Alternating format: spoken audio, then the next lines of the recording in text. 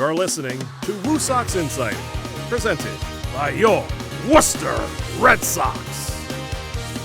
And welcome back to WooSox Insider. We have stayed true to our promise. We are coming back with more episodes this off-season. There's a lot still going on at the ballpark. If you've been around, ground crew is still working every single day out on the field. Front office employees here every single day. And the clubhouse is still active, is it not? Yes, always active. So with us today, this is your third time appearing on WooSox Third time. Insider. I believe that puts you on the Mount Rushmore, if you will, of WooSox Insider guests. All right, we'll there take you it. go. Mario Oliveira, you are the clubhouse manager for the Worcester Red Sox, and you have been since, you've been here for all 3 seasons of the Worcester Red Sox. Oh, yeah. So before we get into the millions of questions that we have about what goes on in a clubhouse, why don't you give us just a little bit of background on yourself for those who haven't seen our episodes? Sure. How do you get into being clubhouse manager? How do you end up in Worcester? Tell us your story. Sure. So I will take it back to 2018, my first job in baseball. I gave tours at Fenway. I went to college at Bridgewater State, so it was a college job just to make some money. And while giving those tours, I met some folks who I got close with, and I told them, I wanted to go into some sort of equipment or front office role. Like, I wanted to stay in the game of baseball, and I didn't know what options were out there, and they came to me one day and they were like, hey, there's a new clubhouse manager running the clubhouse in Pawtucket, and we saw that there was a job posting. So if you want to apply, that might be a good way to get your foot in the door into like a more, upper level baseball job. So I applied for that job, interviewed, ended up getting the position for the 2019 season in Pawtucket, and I was the visiting bat boy. So in the clubhouse, it's like, if you're on the home side, you're one of the stronger clubhouse guys because, we put our better guys with the home guys. And then on the visiting side, we still have good guys. But I was on the visiting side and I was the bat boy. So pretty much bottom of the bottom of the clubhouse staff. But I didn't care. I had my foot in the door. I was on the staff, and I was super excited to be in a professional clubhouse. And made it through that season. My boss, Josh, who now is in the big leagues, he's the assistant clubhouse manager at Fenway now. He pulled me inside about the last month of that 2019 season and said he wanted me to see more of what happened like during a game inside the clubhouse. 2020 comes around. COVID, no minor league season, but we did have the alternate site at McCoy. And with COVID came a bunch of regulations about who you could have in the clubhouse. So there was only 3 clubbies that were allowed. It was Josh, myself, and then another clubbie named Kyle. And that 2020 season just had a great time, honestly. It was probably my favorite summer in baseball.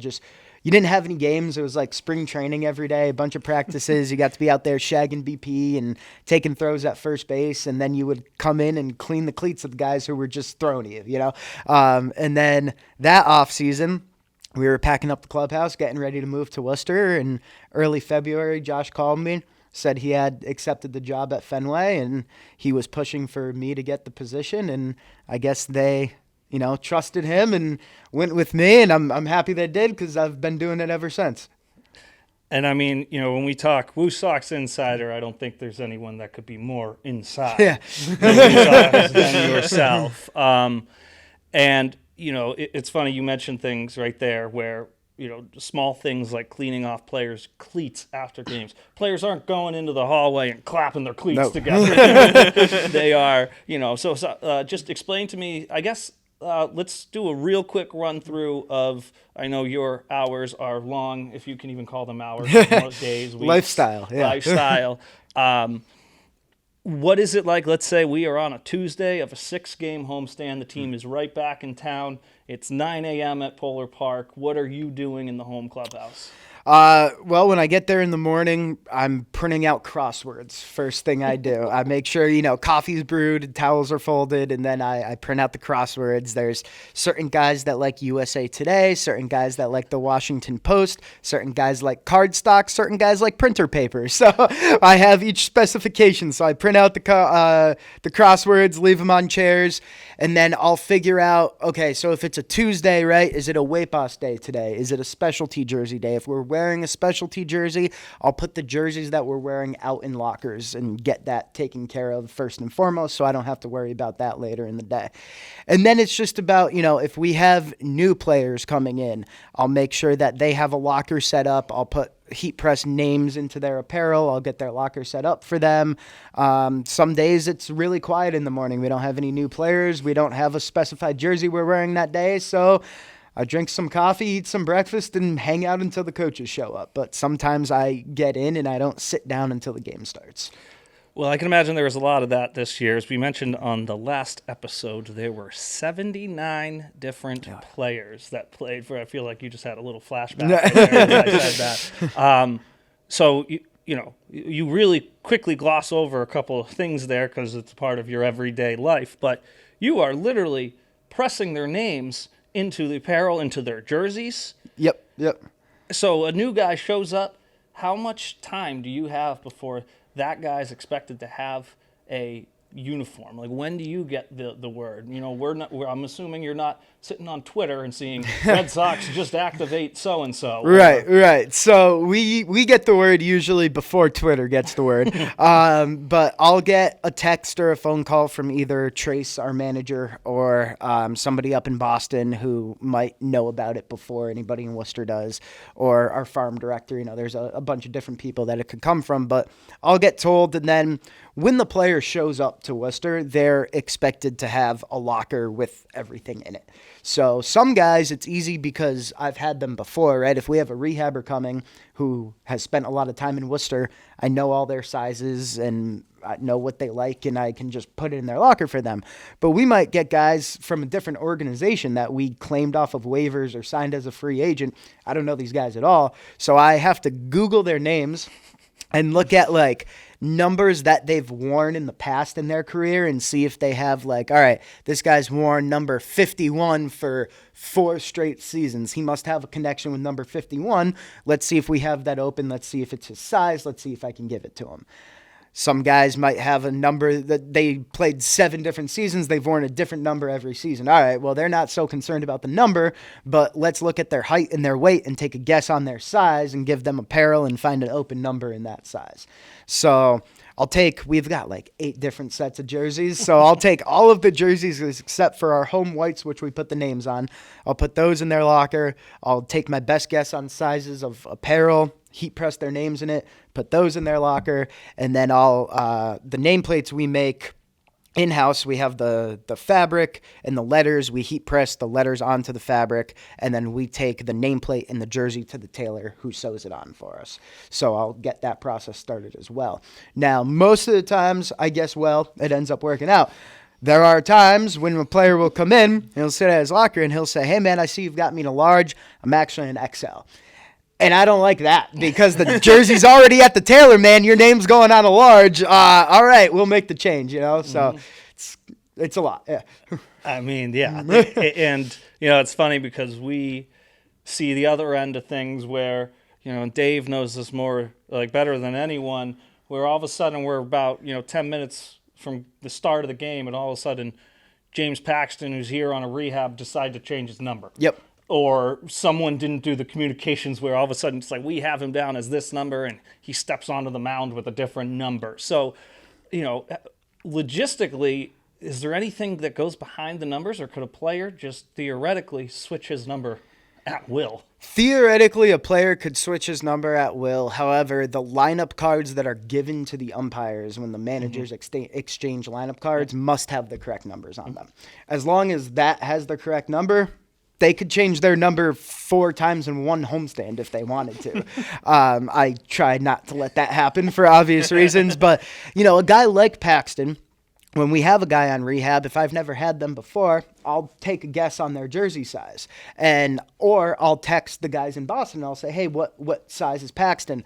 But the jerseys that Boston uses fit different than the jerseys that we use. So it's not always, true to size. So I took a guess on Paxton's jersey size. I put it in his locker, but guys aren't going to put on their jerseys until they're ready to go out to the field.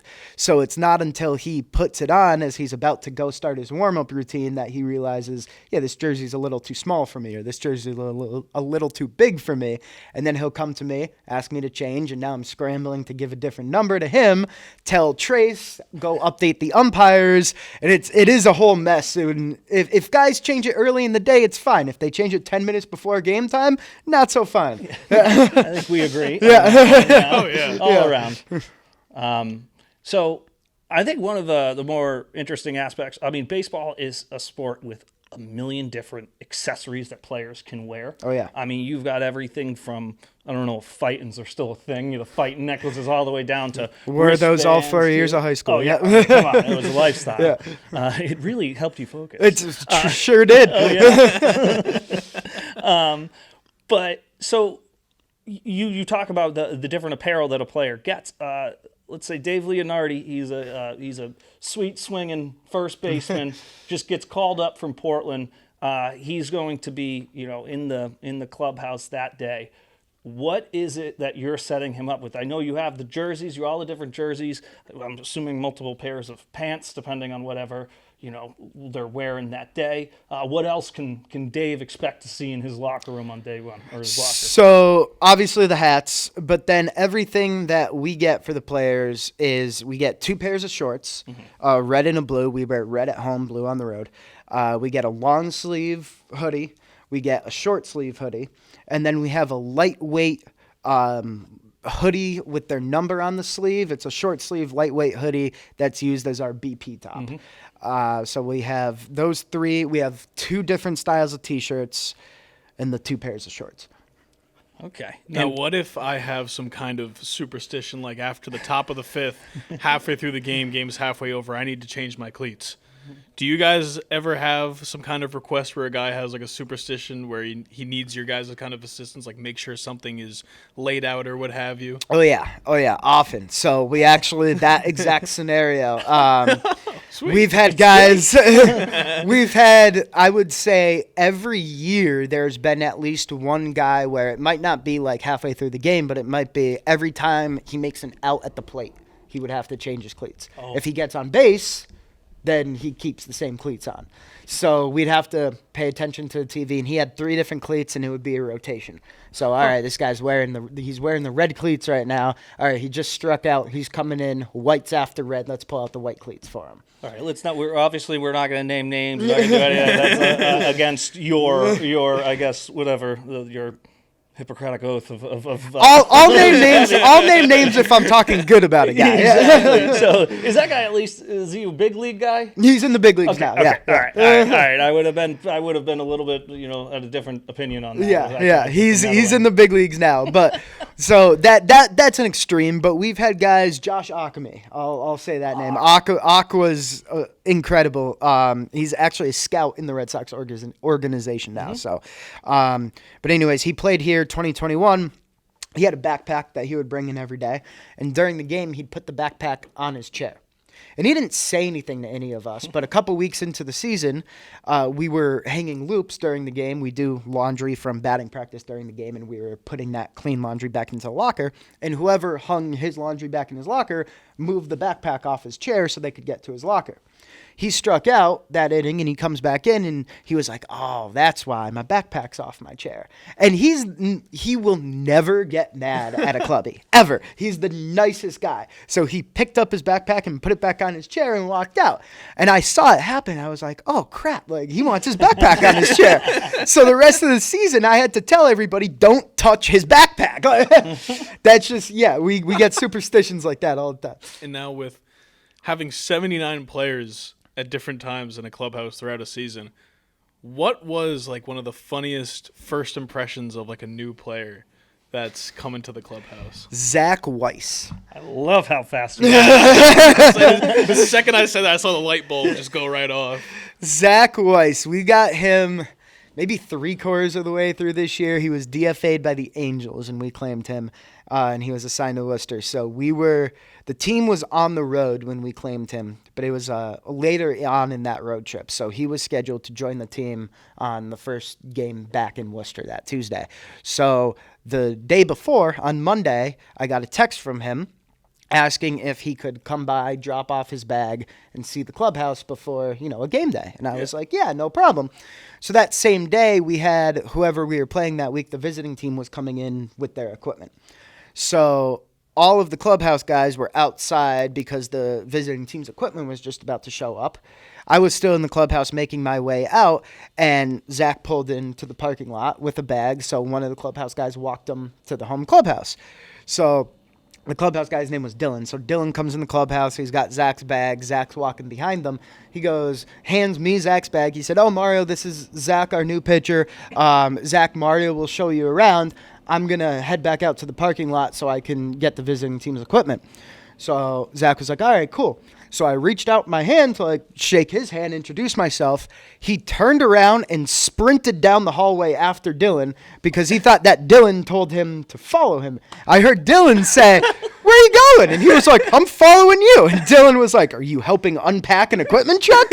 And Zach was like, "Is that what we do here?" He was so confused. And it was miscommunication, but it was so funny because I think he was embarrassed after that because for about the next week, every time he saw me, he would look at me and say, "You need any equipment that needs unpacking?" I love that. That is fantastic. Yeah, so that's another aspect to the 79 different players. I mean, it's kind of crazy to see how the team takes almost different forms over the season, especially at the AAA level. And the team that you start the year with is not the team that you end the year with. No. What is that chemistry like in the clubhouse, and how does it change from homestand to homestand, and how important is the ping pong table and all that? Ping pong table is of utmost importance. Okay. Yes. They do. I mean, we're not the only team that has a lot of different changes, right? I mean, I don't know the numbers from every other AAA team. I would assume we're amongst the top, but these guys are used to this. This is the industry that they're in. They bounce around before they find a solidified home somewhere. So most guys are very good about coming in, acclimating themselves into the clubhouse, knowing their place when they first come in, and finding a way to gain the trust and respect and camaraderie of their teammates. It also certainly helps when you have veteran guys in your clubhouse.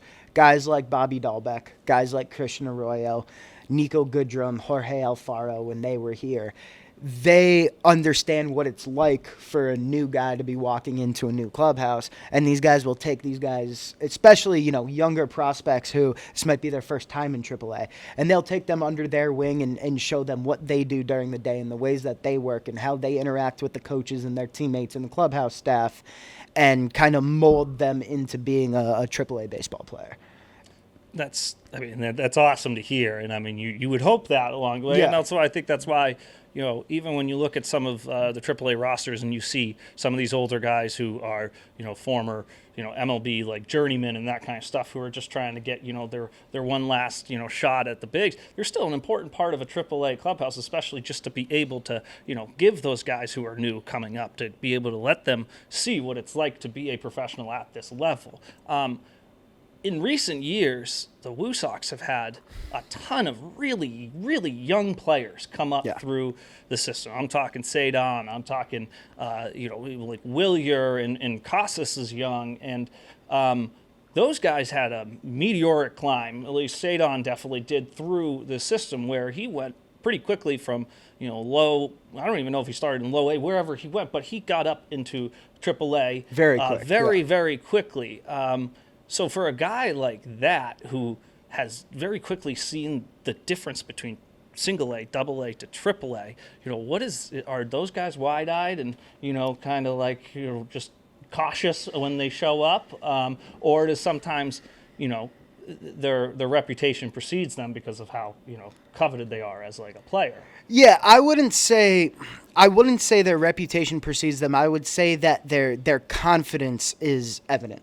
And that's not to say that they're not a good person, that they're cocky, nothing like that. But I think to be successful at a professional baseball level, you have to believe that you're the best player on the planet. And a guy like Sadon, he believes that. And he shows it on the field. He goes all out for every play, but he also shows that in the clubhouse. He's not surprised by anything that we do for him. Very appreciative of everything that we do for him, but never surprised. Now, I've had the opposite of that. And if you'll allow me, I'll tell you a quick story about 2020. So at the alt site in 2020, that was my first time meeting our first-round draft pick from the year before, Nick York. Oh, yeah. Nick York, okay, was he a first-round draft pick? I believe so. I believe he was. He was. If not high. He was a top draft pick. I think he was a first-round. You'll see him at Polar Park. Yes, soon. He was a new guy, never been in a professional baseball clubhouse. He was drafted out of high school. So he was never even in a college baseball locker room. Probably 19, 20, yeah. whatever. Very young. I think he was 19 when he came to us, fresh out of the draft. They told him, look, you didn't really get any time at spring training because there wasn't a spring training. The draft was afterwards. We have this alt site in Pawtucket. We want you to go get some work in there. You're not going to get called up to the big leagues, but we want you to be around the guys and get some experience for professional baseball. So Nick York showed up, and he had these cleats that he had worn, looked like since middle school, and they had never been cleaned. And after his first day of workouts, he came back in, and I watched him take his cleats off and put them in his locker. And I said, Nick, you want me to clean those for you? And he was like, what do you mean? And I said, well, we can like scrape the dirt off and spray some scrubbing bubbles on there and wipe them and kind of polish them up a little bit. And he was like, that's a thing? He was flabbergasted. So I said, let me show you. So I can't take credit for actually cleaning them because I took them, I put them in our cleat cleaning room, and then I went to go collect more cleats. By that time, another clubby was cleaning his cleats. But by the time they were done, they looked pretty darn close to brand new. And we brought him back and we gave them to him, and I think he almost cried. He was like, wow, this is how you know he literally said, this is how I know I made it. Yeah.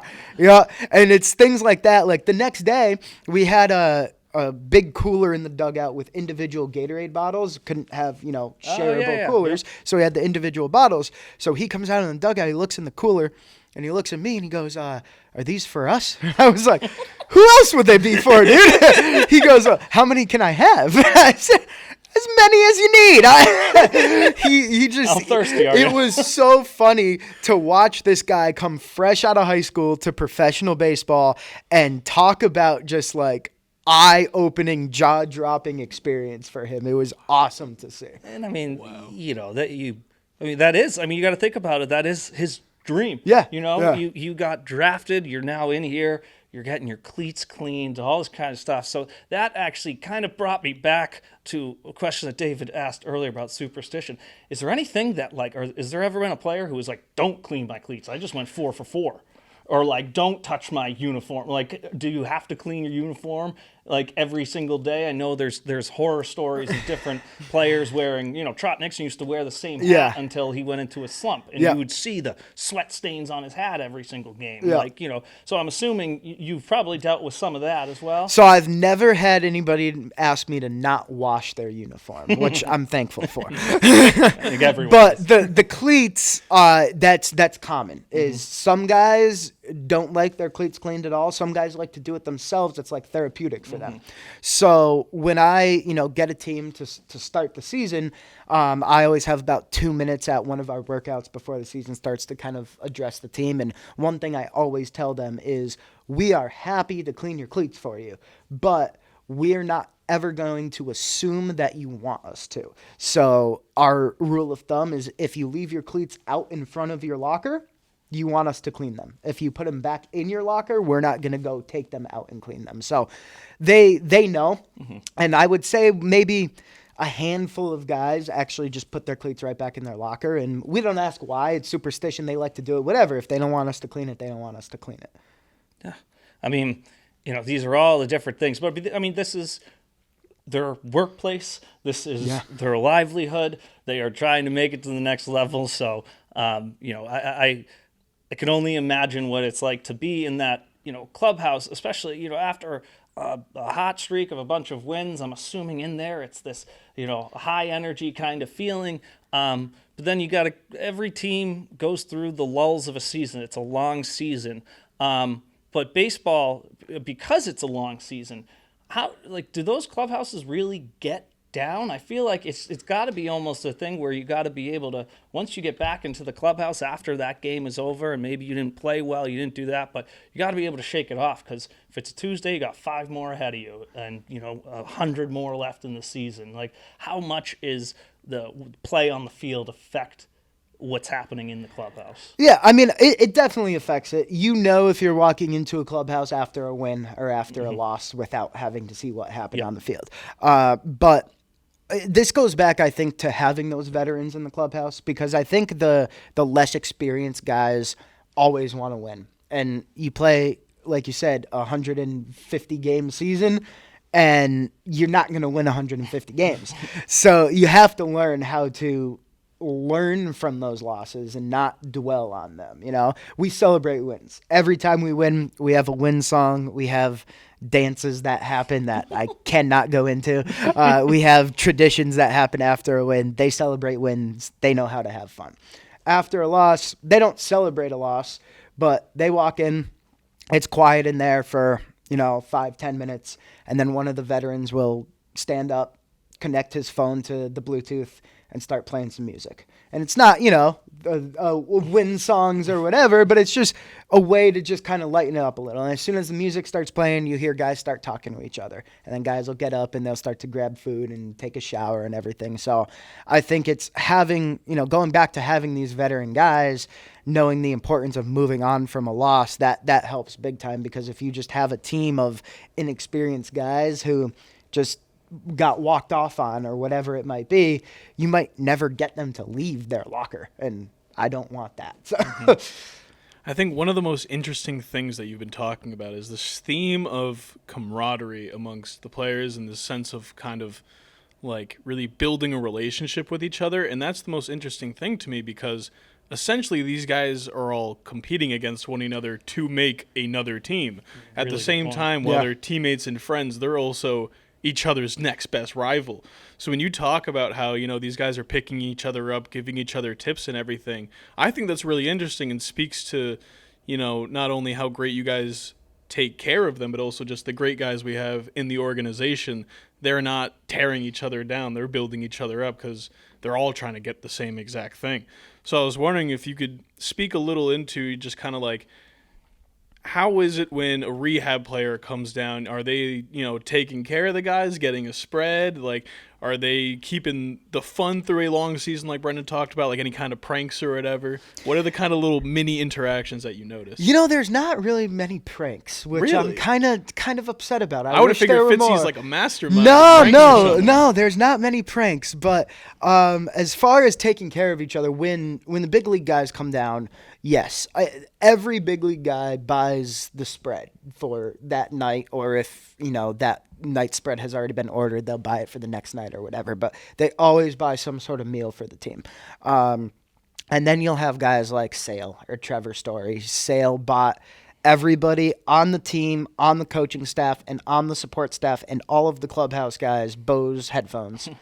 And Story, when he left, bought all those same people Bose like mini speakers that you would like connect to a golf cart or something. Oh, that's awesome. So they know how to take care of the guys for sure. And I don't know why or how that became a tradition. I think it's just like, hey, you are losing playing time because I'm here rehabbing my injury, so I'm going to pay you guys back for allowing me to take your playing time. I never thought of that perspective of it.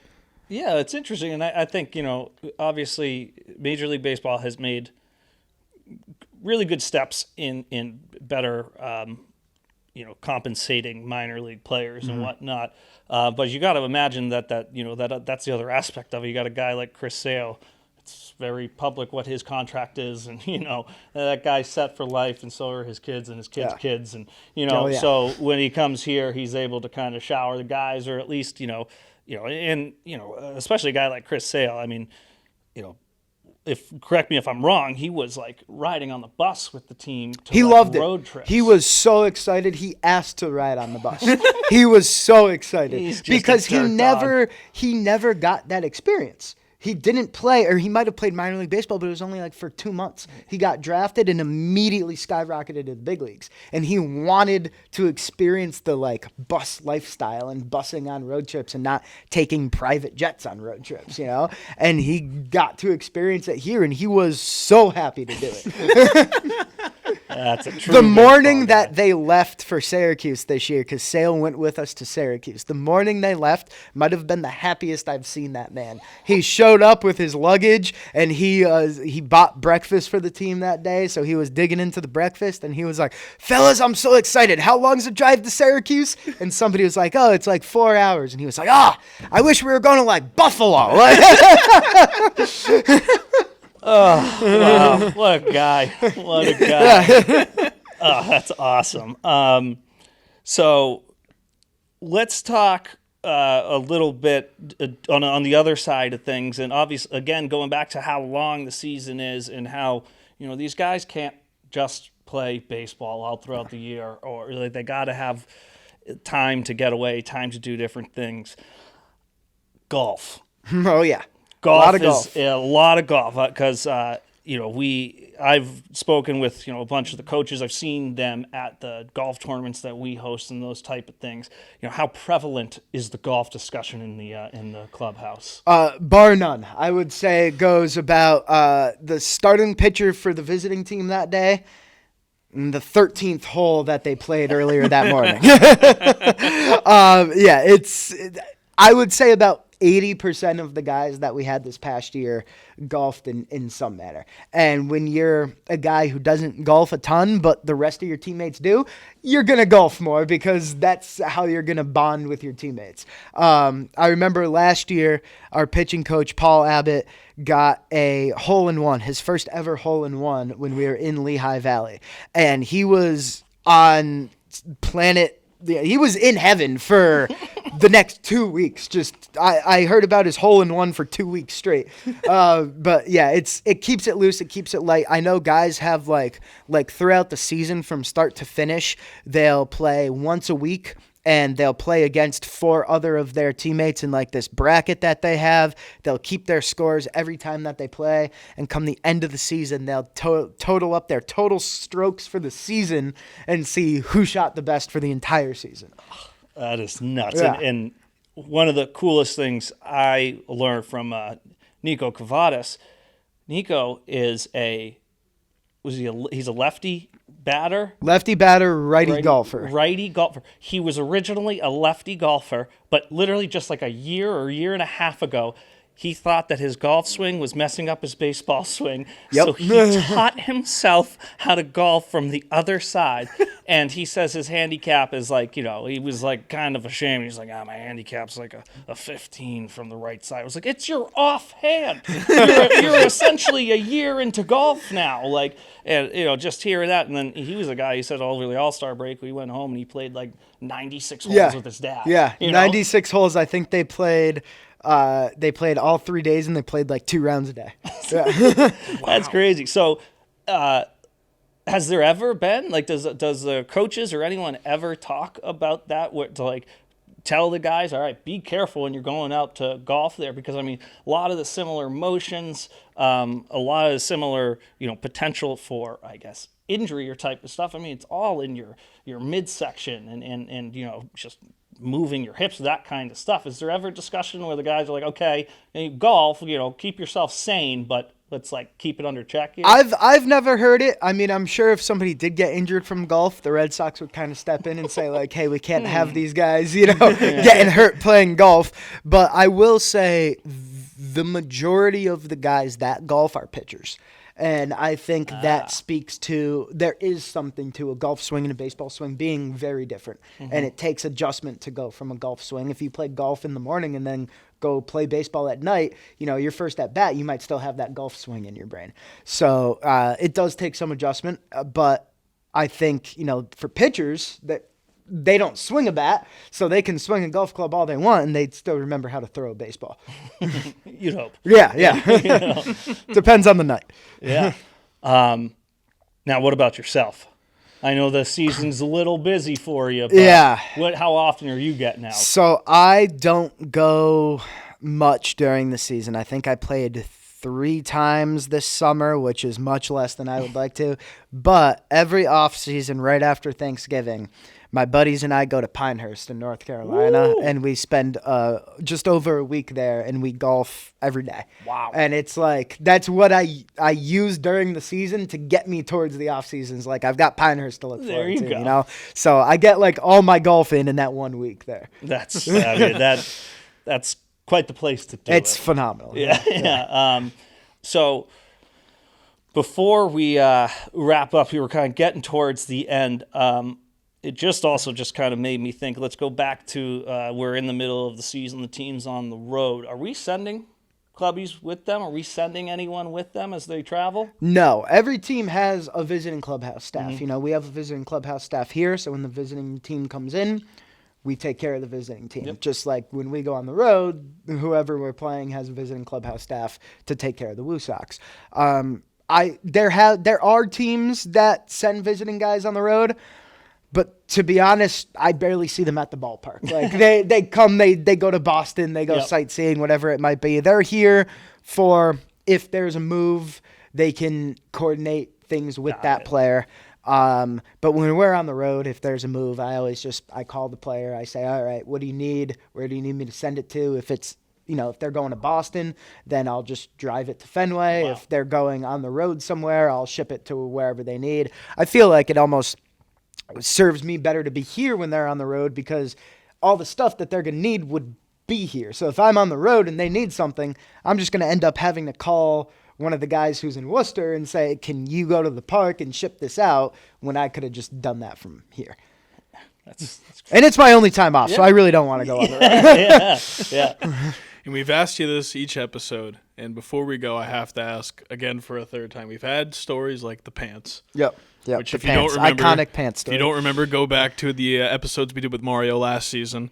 What is the strangest request or interaction you had in 2023? I should have been prepared for this because I knew you were going to ask me this. Third time, I should have known. All right. I've got one. I'm going to have to redact the player's name. Of course. So we can bleep it out if it comes out. A third of the way, halfway through the year, player gets called up to Boston. It was after a home game. The player had left for the day, and I was obviously still here doing laundry and cleaning and all that. So Trace called me, said so-and-so is going up to Boston. Can you coordinate with them? I don't know if they're going to come back and get their stuff, if they're already home, what they want to do. So I said, no problem. Hung up with Trace, called the player. The player lived about 20 minutes away, and he had left just 5 minutes ago. But he was like, I really don't want to turn around and come back. Is my apartment on the way home for one of you guys? Would somebody be able to drop off my stuff? And I was like, yeah, that's fine. Like, we can do that. So he was like, all right, well, I'm going to tell you what I want you to pack, because he had a lot of stuff here and he did not want everything. So he's like, I'll tell you what I want you to pack. So I said, okay. So I'm on the phone with him. I walk over to his locker and he starts breaking up, cutting in and out of service. I was losing him. I had to hang up. I had to call him back. And he's still driving. He's driving home. So all of a sudden he's like, I can hear him clear as day. And I was like, oh, that's perfect. And he was like, all right. Beautiful. So he kept talking, and he was telling me what he wanted me to put in his bag, and all of a sudden I hear him go, oh, crap. He didn't say crap, but he, oh, crap. I was like, what? He goes, there's a cop behind me. And I was like, oh? He was like, yeah, well, I kept cutting out. So, like, I was on the side road. I'm super close to my house. I was on a side road. You said you could hear me perfectly, so I just stopped in the middle of the road.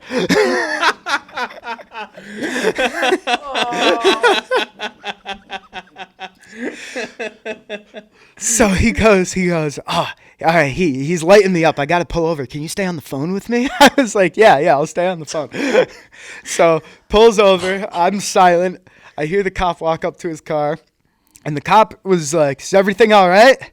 And guy was like, yeah, I play for the Boston Red Sox. I just got called up. I'm on the phone with my clubhouse manager right now. There's choppy service, so he's trying to tell me, or I'm trying to tell him what to pack. This was the only place I had service.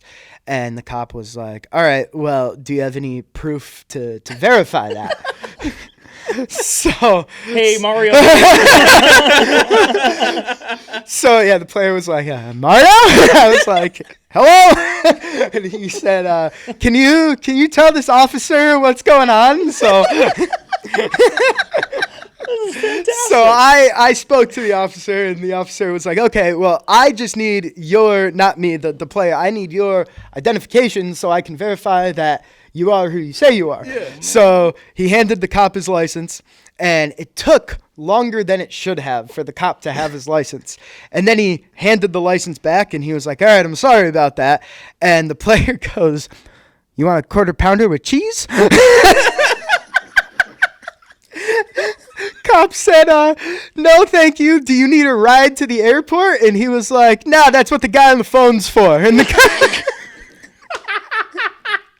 And the cop was like, all right, well, have a nice night. And he left. And the player afterwards, he said when he took his license, he Googled him. He took out his phone and he Googled the name of the player. And he was like, oh, yeah, he does play for the Red Sox. Okay. And gave his license back. Wow. Yeah, that was... I mean, you get a ton of guys who have these, pretty bland call-up stories. Yeah. Like, we talk to different guys, like... in the middle of the season, like Will Middlebrooks was being interviewed by Mike Lyons here with the WooSox. What he asked him was like, "Oh, do you remember anything specific?" He's like, "No, not really. Got home from the game. I got a call from my manager. That was it." I mean, that is a fantastic call-up. Yeah. Awesome. It was phenomenal. Everyone had left the clubhouse. Yeah. So we were cranking up the music and hanging laundry, and my phone rang, and well, my phone didn't ring. I called the player, but like. I was cool with him. I didn't feel like we needed to turn the music down or anything. And I'm telling these guys, hey, shut up, turn it down, And they're like, why? And I'm like, it's the cops. I'm talking to the cops. They're like, what? That is awesome. And then just silence for a while. And then I hear, do you want a quarter pounder with cheese? But I turned on the big league game the next day, and he was in the lineup. Was he near like a McDonald's or so? Why did he just? I don't think he liked the spread that night. I forgot what we had. I don't think he liked it. And he was like, yeah, I'm gonna go get McDonald's on the way home. So I think he had McDonald's in the passenger seat. He had a quarter pounder with cheese, and he just was like, man. He was in a giving mood. He's probably adrenaline kicked in. He wasn't hungry anymore. He just wanted to get home. And oh man, that is awesome, and that is a fantastic way to wrap up this episode with you, Mario. I think we might have to have you go back with a homework assignment, write down a few more of those type of stories. Anytime. You can redact the names beforehand, and then we can bring you back on, and we can go through some more of those. This is awesome. I know. I could go on for days asking more questions about what happens, and so we'll have to have you back on again. But you've got only about like a month away from Pinehurst now. So yeah, right. just about a month. There you go. Well, it's a much earned vacation. Thank you. And once again, this is Mario Oliveira. He's our manager of the home clubhouse here for the Worcester Red Sox. Ask any player, any coach. Mario's the best. And again, thank you so much for joining us. And 2024 is going to be another crazy season here. Can't wait. Got a few more months for you to kind of. Yeah, well, I can wait a little bit. I shouldn't say that. Ask me again in February. Yeah. Fantastic. Well, for Dave Leonardi, I'm Brendan Black, once again with Mario Oliveira. This is WooSox Insider, and we will be back. We're going to be doing this bi-weekly, so every other week we'll have a show coming out for you. But once again, or actually right before we go, season tickets and mini plans are on sale now. So call the box office, get in before all these memberships sell out like they did last year. And for WooSox Insider, one last time, thank you so much. Thank you, guys. We will see you guys in a couple weeks. Bada bing, bada boom.